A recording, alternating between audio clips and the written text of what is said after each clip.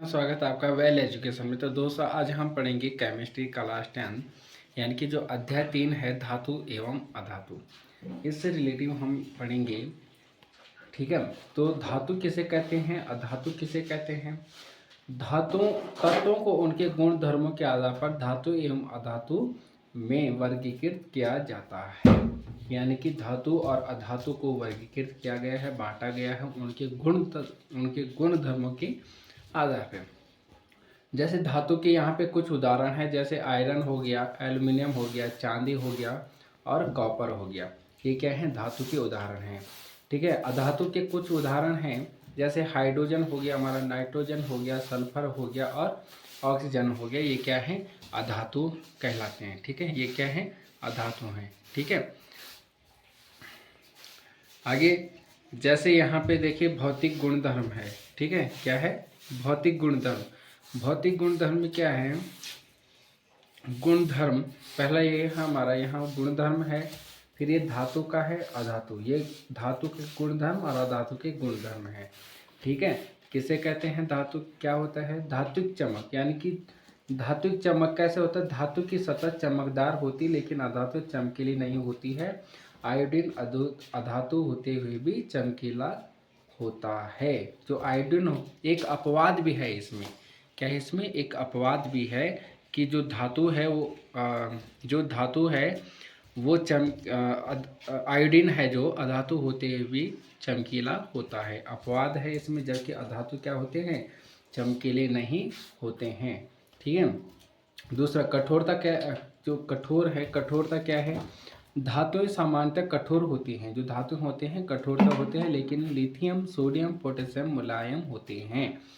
Lithium sodium potassium धातु है पर फिर भी ये क्या होते हैं, मुलायम होते हैं। एक अपवाद यहाँ पे भी आ गए, इन्हें चाकू से काटा जा सकता है। ठीक है, पोटेशियम सोडियम और लिथियम को हम चाकू से भी काट सकते हैं। अधातु क्या होते हैं, ये अधिकतर कठोर नहीं होते। कार्बन का एक अपरूप हीरा सबसे कठोर प्राकृतिक पदार्थ है। हीरा क्या है, कठोर प्राकृतिक पदार्थ है। अपवाद है, ये कठोर नहीं होते, अधातु कठोर नहीं होते, लेकिन हीरा अधातु होते हुए भी क्या होता है, बहुत कठोर होता है। तीसरा है, इनका रूप कैसे होता है। धातु कमरे के ताप पर ठोस रूप में पाई जाती हैं। केवल मरकरी पारा, केवल क्या है, मरकरी पारा को छोड़कर जो द्रव रूप में पाया जाता है।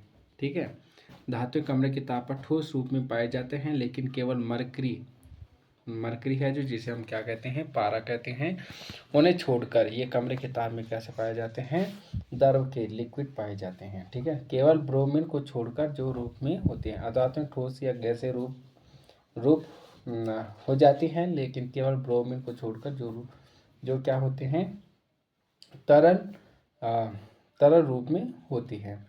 अघातवर्त्य क्या होते हैं, यानी कुछ धातुओं को पीटकर पतली चादर के रूप में परिवर्तित किया जा सकता है।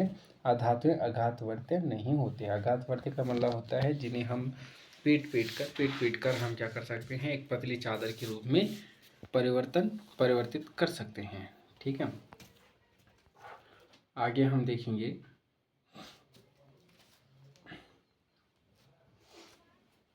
तन्यता। तन्यता क्या है, तन्यता का मतलब होता है खींच कर। ठीक है, तन्यता का मतलब क्या होता है, खींच कर। किसी धातु को खींचकर हम क्या कर सकते हैं, एक पतली तार के रूप में परिवर्तित कर सकते हैं। धातुओं को पतली तार के रूप में खींचा जा सकता है, लेकिन अधातुएं तन्य नहीं होती हैं। अधातु को हम खींचकर एक लंबी पतली तार के रूप में परिवर्तित नहीं कर सकते हैं। विद्युत व ऊष्मा के चालक।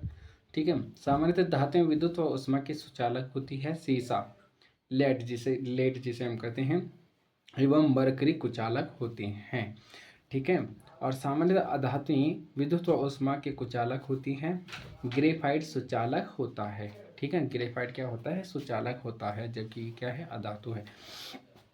घनत्व कैसे इनका, सामान्यतः अधिक घनत्व व उच्च गलनांक सोडियम एवं पोटेशियम का घनत्व तथा गलनांक कम होता है। सामान्य धातुओं का घनत्व गलनांक क्या होता है, कम होती हैं। ठीक है, ध्वनिक, ध्वनिक कैसे होता है? धातुएं कठोर सतह से टकराने पर आवाज़ पैदा करती हैं। अधातुएं ध्वनिक नहीं होती हैं, ठीक है, इन पे आवाज़ नहीं आती है, लेकिन जो धातुएं होते हैं अगर एक सतह कठोर सतह से टकराएंगे तो आवाज़ पैदा करती हैं। ऑक्साइड, अधिकतर धातुएं क्षार के ऑक्साइड बनाती हैं, जैसे मैग्नीशियम ऑक्साइड, ठीक है, और अधातुएं अम्लीय ऑक्साइड बनाती हैं, जैसे कि सल्फर ऑक्साइड, ठीक है, क्या बनाते हैं? Sulphur oxide. धातुओं के रासायनिक गुणधर्म, अब बात करते हैं हम रासायनिक के, धातुओं के रासायनिक गुणधर्म क्या होते हैं? वायु के साथ अभिक्रिया, ठीक है, जहाँ हम क्या करते हैं? धातुओं के वायु के साथ क्या कराते हैं? अभिक्रिया कराते हैं। धातुएं ऑक्सीजन के साथ अभिक्रिया करके धातु ऑक्साइड बनाती हैं। क्या बनाते हैं? धातु को अगर हम ऑक्सीजन के साथ क्या कराएंगे? अभिक्रिया कराएंगे तो क्या बनाएंगे? धातु ऑक्साइड बनाती हैं। धातु प्लस ऑक्सीजन क्या होता है? धातु ऑक्साइड बनता है, ठीक है। यहाँ पे धातु है और हमने क्या लिया? ऑक्सीजन लिया, तो क्या बनाएगा यहाँ पे? ये धातु ऑक्साइड। जैसे इसके कुछ उदाहरण हैं, ठीक है, कॉपर है, ऑक्सीजन। कॉपर एक धातु है और एक ऑक्सीजन है, ठीक है, तो यहाँ पे क्या बनाता है? कॉपर ऑक्साइड, ठीक है, क्या बनाएगा? कॉपर ऑक्साइड बनाएगा, जो क्या होगा? काला हो गया, यानी कि काला कलर का हो जाएगा। यहाँ पे एल्यूमिनियम लेते हैं और यहाँ पे ऑक्सीजन, अब क्या बनाएंगे? यहाँ पे एल्यूमिनियम ऑक्साइड बनाएगा, ठीक है। दूसरा उदाहरण हम लेते हैं यहाँ मैग्नीशियम का और ऑक्सीजन।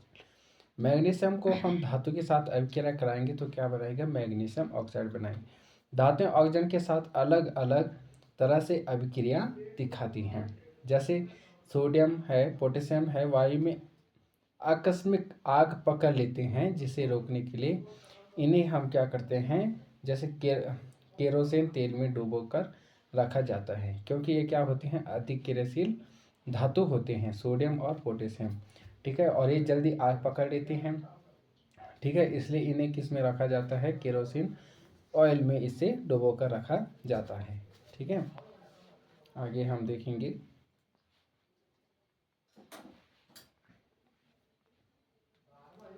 देखो, यहाँ है मैग्नीशियम, एल्यूमिनियम, जिंक और लेड वायु के साथ धीरे धीरे धीरे अभिक्रिया करते हैं। इन धातुओं पर ऑक्साइड की परत चढ़ जाती है। जैसे मैग्नीशियम हो गया, मैग्नीशियम क्या करता है? ऑक्सीजन के साथ अभिक्रिया करके ऑक्साइड की परत बना लेते हैं। मैग्नीशियम हो गया, एल्यूमिनियम हो गया, जिंक हो गया, लेड हो गया, ठीक है, और ये क्या करते हैं? ऑक्साइड की परत चढ़ जाती है इनके ऊपर, ठीक है। फेरस वायु में गर्म करने पर प्रज्वलित नहीं होता, लेकिन ज्वाला में लौह चूर्ण डालने पर वह तेजी से जलने लगते हैं। जैसे क्या होता है दोस्तों? हम बात करेंगे आयरन की, जो लोहा होता है। अब लोहा गर्म लोहा है, ठीक है, क्या है? गर्म लोहा है, उसमें हम जैसे आग में है ना, आग में हम क्या करेंगे?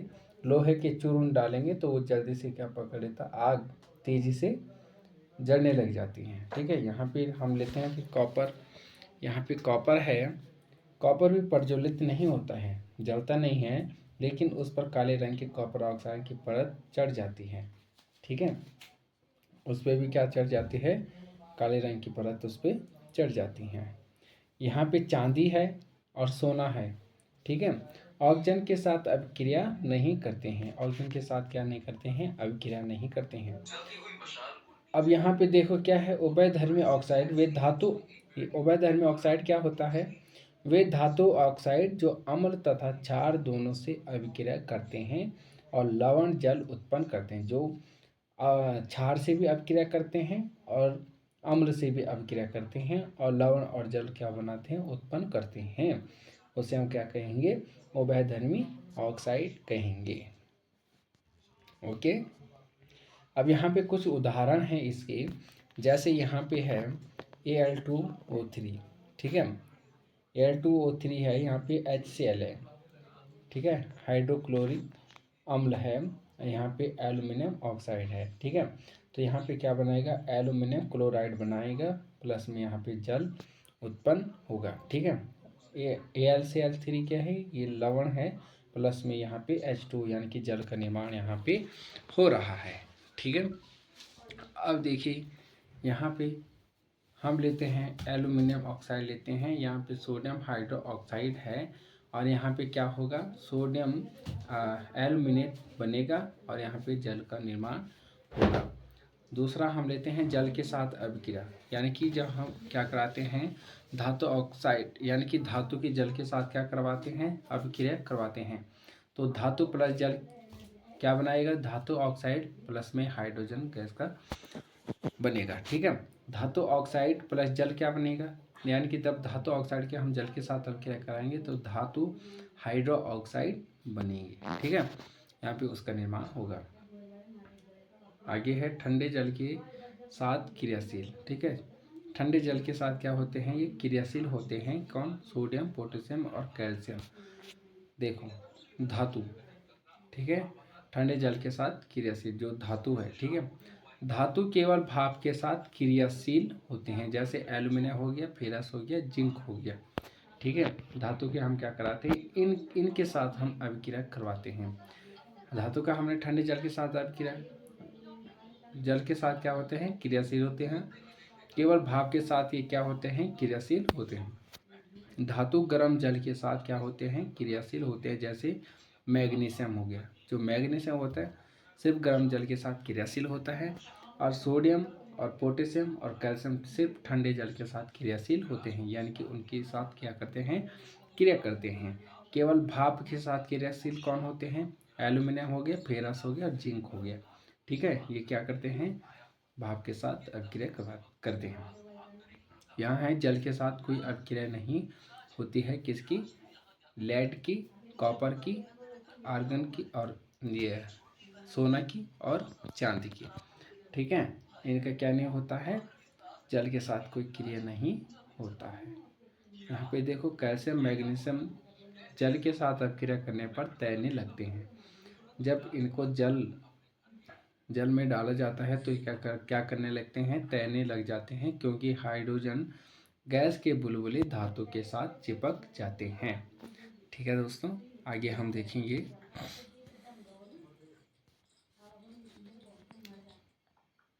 जैसे यहाँ पे कुछ उदाहरण है, यहाँ पे सोडियम है और यहाँ पे जल है। सोडियम को हम जल के साथ अभिक्रिया कराएंगे तो यहाँ पे बनेगा सोडियम हाइड्रोक्साइड प्लस में H2 प्लस में ऊष्मा का उत्सर्जन यहाँ पे होगा, हाइड्रोजन गैस बनेगा प्लस में ऊष्मा का उत्सर्जन होगा।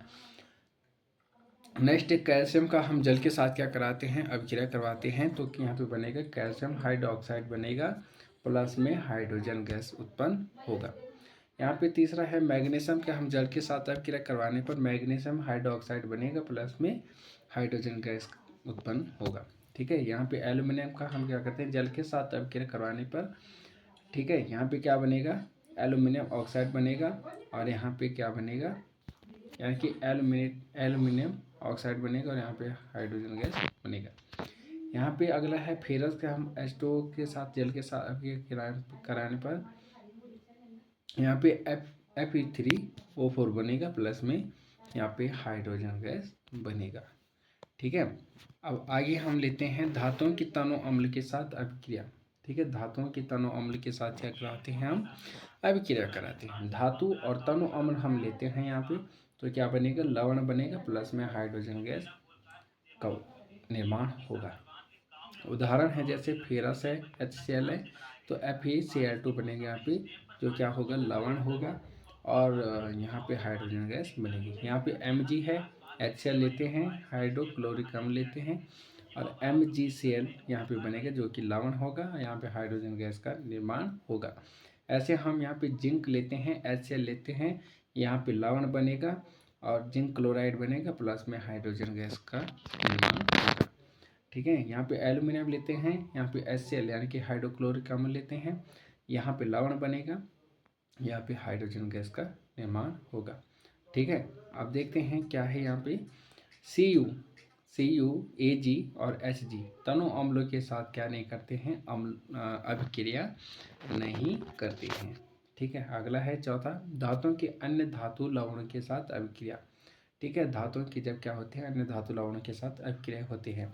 एक धातु है यहाँ पे और एक लवण का विलयन है यहाँ पे, और क्या बनेगा यहाँ पे, लवण विलयन प्लस धातु बनेगा।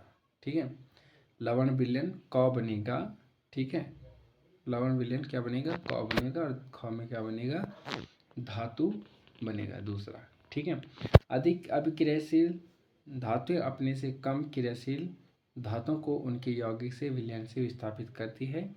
यह धातुओं की सक्रियता श्रेणी पर आधारित होते हैं, जहाँ जो हमने पढ़ा था विस्थापन अभिक्रिया में, यानी कि जब एक धातु दूसरे धातु को क्या कर देता है, विस्थापित कर देता है उसके यौगिक से, तो उसे क्या कहते हैं हम, विस्थापना है। ऐसे क्यों होता है, विस्थापित क्यों होता है, अधिक क्रियाशील धातु कम क्रियाशील धातु को क्या कर देता है, विस्थापित कर देता है।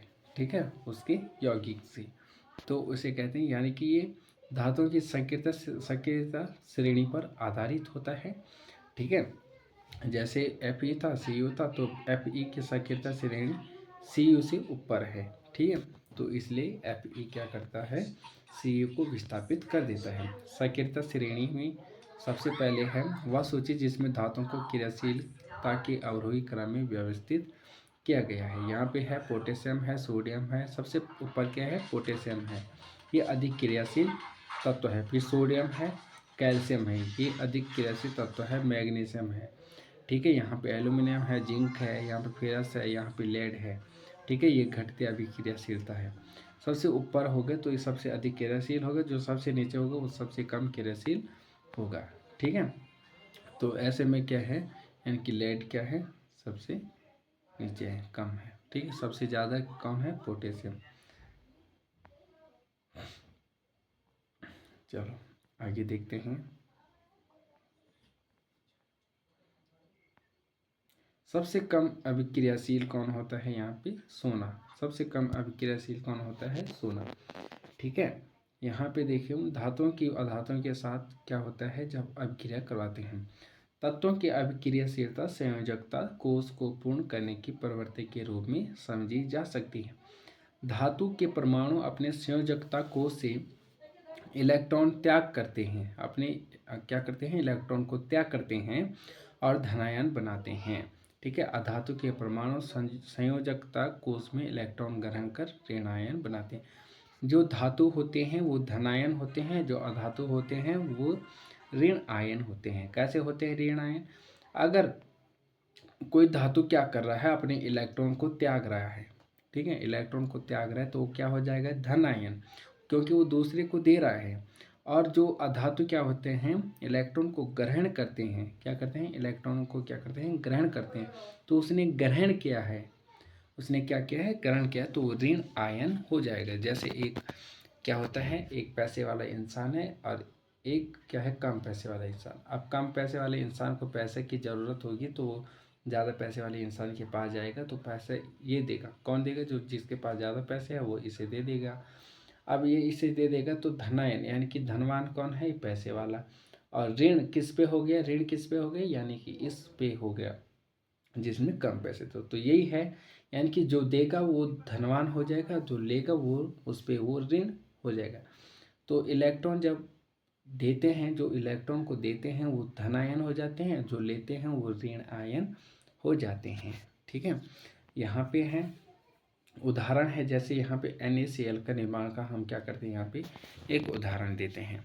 जैसे Na है, Na की जो परमाणु संख्या है वो कितना है, 11 है। परमाणु संख्या कितना है, 11 है। यहाँ देखो पहला कक्षा में इसकी 2 है, फिर इसकी 22वीं कक्षा में 1 है। अब इसे 22वीं कक्षा में अपने जो अपना अष्टक है, इसको अपना अष्टक को पूरा करने के लिए इसको कम से कम यहाँ 7 की ज़रूरत है, 7 इलेक्ट्रॉन की ज़रूरत है। ठीक है, या तो ये इसे त्याग देगा या तो ये 7 लेगा। तो इतना तो संभव नहीं है, पॉसिबल नहीं है कि 7 इलेक्ट्रॉन एक साथ ले सके। ठीक है, यहाँ देखो क्लोरीन है, क्लोरीन की परमाणु संख्या होती है 17। ठीक है, 17 होते हैं। इसकी 22वीं कक्षा में कितना है, 7 है। और इसे अपना स्टक को पूरा करने, क्योंकि 8 में क्या होता है, पूरा होता है एक स्टक। इसे अपने स्टक को पूरा करने के लिए 1 की ज़रूरत है। ठीक है, 1 की ज़रूरत है। या तो ये या तो इसे क्या करना पड़ेगा, 7 इलेक्ट्रॉन को त्यागना पड़ेगा, ठीक है, या तो इसे 1 इलेक्ट्रॉन कहीं से लेना पड़ेगा। सोडियम को 7 या तो लेना पड़ेगा या तो इसे 1 त्यागना पड़ेगा।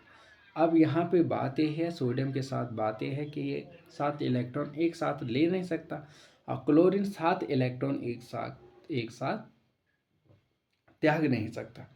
अब यहाँ पे बात क्या होगी, जो Na है इसको अपना स्टक को पूरा करना है, स्टक तो पूरा करना है।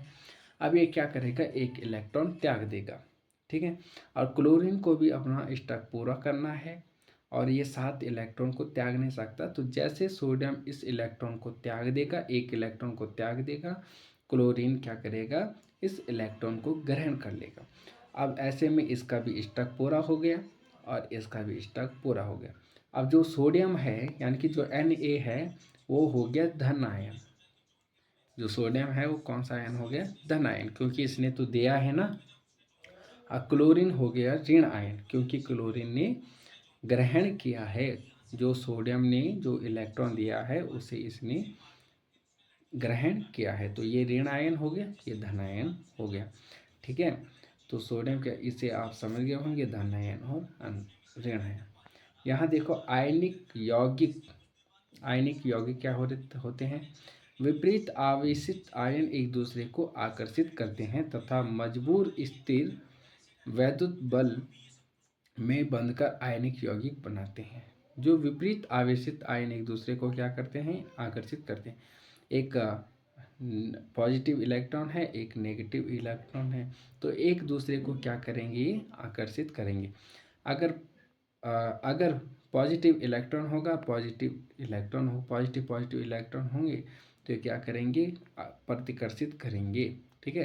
तो यानी कि आकर्षित कब करते हैं, जब क्या होते हैं, विपरीत होते हैं, एक धन आयन होते हैं, एक ऋण आयन। तो ये क्या करते हैं, एक ऋण आयन होता है, एक धन आयन होता है, तो ये क्या करते हैं, एक दूसरे को आकर्षित करते हैं, ठीक है, तथा मजबूर स्थित वैद्युत बल में बांधकर आयनिक यौगिक बनाते हैं। क्या बनाते हैं, यौगिक बनाते हैं। आयनिक यौगिकों के गुणधर्म क्या है, यहाँ पे पहला है भौतिक प्रकृति। भौतिक प्रकृति के आधार पे क्या है, ये ठोस व कुछ कठोर होते हैं, ये सामान्यतः भंगुर होते हैं, ठीक है। भंगुर मतलब जैसे हम तोड़ते हैं तो उसमें जो भंगुर मतलब जो इसका जो पीस टाइप का हो जाता है, जैसे हीरा होता है तो हीरा कैसे होता है, भंगुर होता है, ठीक है। गलनांक एवं क्वथनांक, गलनांक मतलब जिस ताप पे क्या होता है, कोई धातु क्या होता है, गलता है, और क्वथनांक क्या होता है, यानी कि क्वथनांक जिस ताप पे कोई चीज़ क्या होता है, उबलने लग जाता है, उसे क्वथनांक कहते हैं। जिस ताप पे गलने लग जाता है उसे गलनांक कहते हैं। आयनिक यौगिकों का गलनांक व क्वथनांक बहुत अधिक होता है, ठीक है। घुलनशीलता क्या होते हैं, आयनिक यौगिक प्राय जल में घुलनशील व केरोसिन, पेट्रोल जैसे विलायकों में अविलय होते हैं, ठीक है। विद्युत चालकता, आयनिक यौगिक जलीय विलयन में और गलित रूप में विद्युत का चालन करते हैं, ये ठोस रूप में विद्युत का चालन नहीं करते हैं, ठीक है दोस्तों। आगे हम देखो धातु की प्राप्ति कैसे होती है। खनिज, पृथ्वी में प्राकृतिक रूप से उपस्थित तत्वों एवं यौगिकों को क्या कहते हैं, खनिज कहते हैं। आगे देखते हैं दोस्तों।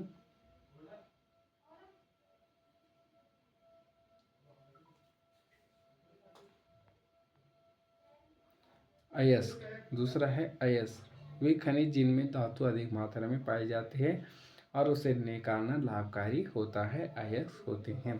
सकृत श्रेणी एवं संबंधित धातु क्रम क्या होते हैं, सबसे अधिक क्रियाशील धातु होते हैं हमारी पोटेशियम, सोडियम, कैल्शियम, मैग्नीशियम और एल्युमिनियम। ठीक मध्य में होते हैं जिंक हो गया, फेरस हो गया, लेड हो गया, कॉपर हो गया और मरकरी हो गया। सबसे कम होते हैं हमारे जो चांदी होता है और सोना क्या होते हैं, सबसे कम अभिक्रियाशील होते हैं।